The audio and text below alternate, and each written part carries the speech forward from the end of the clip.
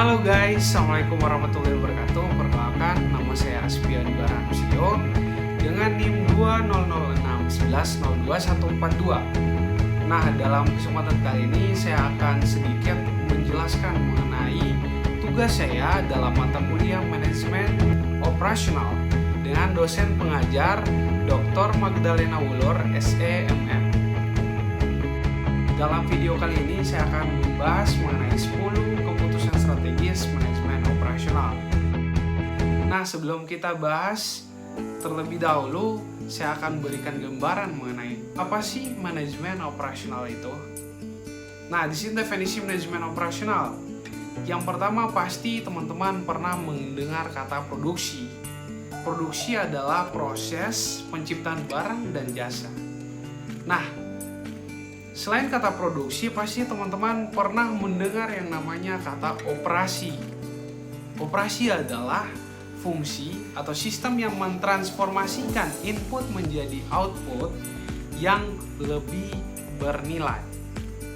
Nah, sehingga diperoleh pengertian secara umum, manajemen operasional adalah suatu usaha pengelolaan secara maksimal penggunaan semua faktor produksi, mulai dari sumber daya manusianya, kemudian mesin, teknologi, peralatan, bahan mentah yang diubah dalam rangkaian proses transformasi menjadi beragam produk barang dan jasa yang dilakukan secara seefisien mungkin untuk memaksimalkan keuntungan perusahaan, teman-teman. Nah, kira-kira begitu teman-teman pengertian umum dari manajemen operasional. Sekarang saya akan membahas mengenai 10 keputusan manajemen operasional. Yang pertama, desain barang dan jasa atau perancangan barang dan jasa. Nah, hal yang paling utama dalam manajemen operasional yaitu perancangan barang dan jasa. Yaitu barang atau jasa apa yang akan kita tawarkan, teman-teman. Kemudian bagaimana kita merancang barang dan jasa tersebut. Nah, sehingga perancangan barang dan jasa yaitu menetapkan sebagian besar proses transformasi yang akan dilakukan, mulai dari keputusan biaya, kualitas, dan sumber daya manusianya, semua bergantung pada perancangan barang dan jasa atau produk yang akan teman-teman pilih. Yang kedua, pengelolaan kualitas. Pengelolaan kualitas yaitu berkaitan dengan ekspektasi pelanggan terhadap kualitas yang ditetapkan. Nah, peraturan dan prosedur juga dibakukan untuk mengidentifikasi serta mencapai standar kualitas tersebut. Dalam manajemen kualitas, tentunya pertanyaan yang akan dijawab adalah siapa tanggung jawab atas kualitasnya. Kemudian bagaimana mendefinisikan kualitasnya, kemudian bagaimana mengukur kualitasnya. Nah, tentunya kualitas ini yang berkaitan dengan ekspektasi dari konsumen. Yang ketiga, yaitu perencanaan proses dan kapasitas.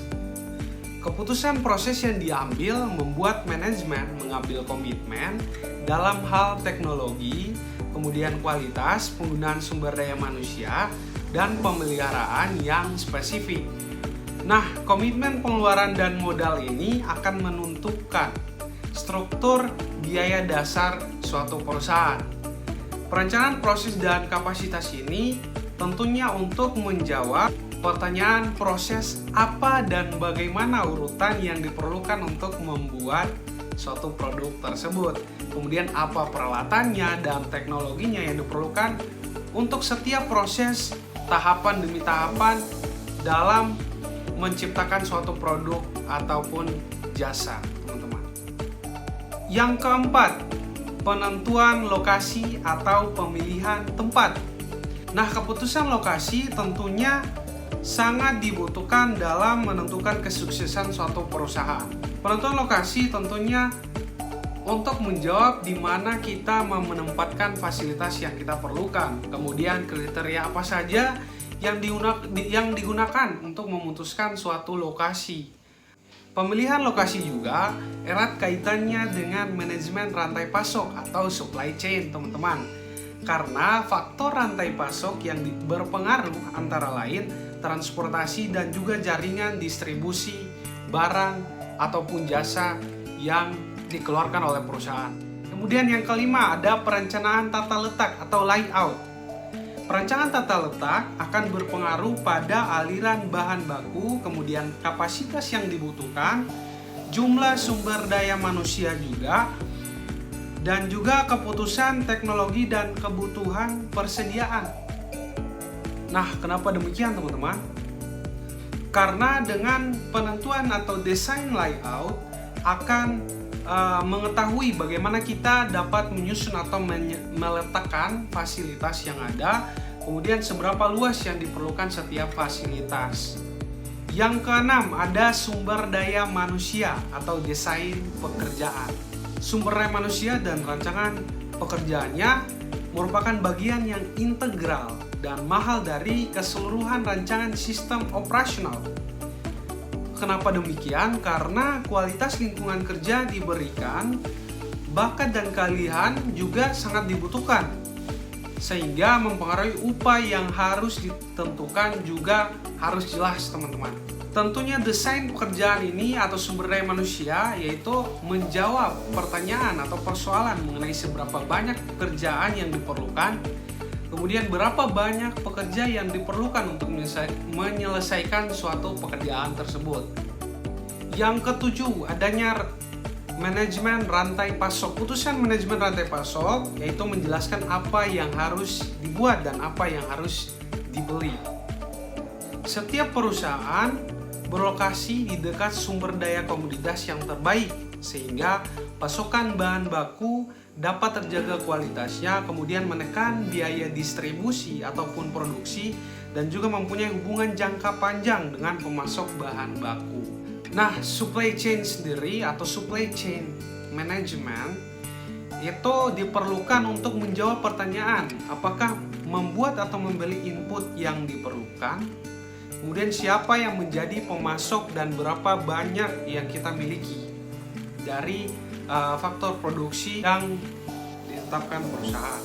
Yang kedelapan, adanya persediaan perencanaan kebutuhan bahan baku dan JIT atau just in time, yaitu keputusan persediaan dapat dioptimalkan hanya jika kepuasan pelanggan, pemasok, perencanaan produksi, dan sumber manusia dipertimbangkan. Dalam persediaan sendiri, pengambilan keputusan persediaan dipengaruhi oleh perancang proses dan kapasitas sumber daya manusia dan perancangan tata letak, berkaitan dengan jumlah persediaan dari setiap barang yang harus dimiliki dan kapan harus belanja ulang. Yang kesembilan ada penjadwalan. Penjadwalan merupakan tindakan menentukan periode waktu untuk setiap tugas dalam proses produksi. Harus ditetapkan dan dikembangkan jadwal produksi yang dapat dikerjakan dengan efisien. Keputusan dalam menentukan jadwal atau scheduling sangat ditentukan oleh perancangan proses dan kapasitas, tata letak, dan juga sumber daya manusianya. Kemahiran dan manajemen waktu sangat diperlukan dalam hal ini, teman-teman.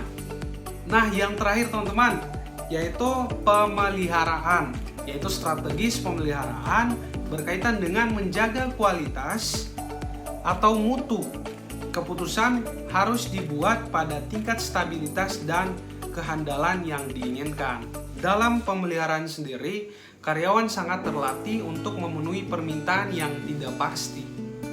Kemudian penyesuaian peralatan seperti pembelian mesin tambahan, kemudian menjual dan menyewakan peralatan yang ada, juga ekspansi pabrik atau memperluas pabrik, serta evaluasi produktivitas mesin dan para pekerja, atau dalam hal ini sumber daya manusia yang ada dalam suatu perusahaan.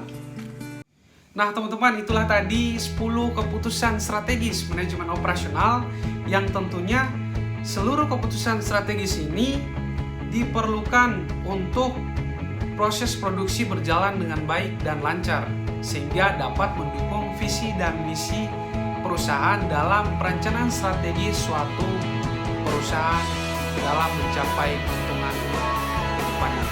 Demikian yang bisa saya sampaikan, kurang dan lebihnya saya mohon maaf.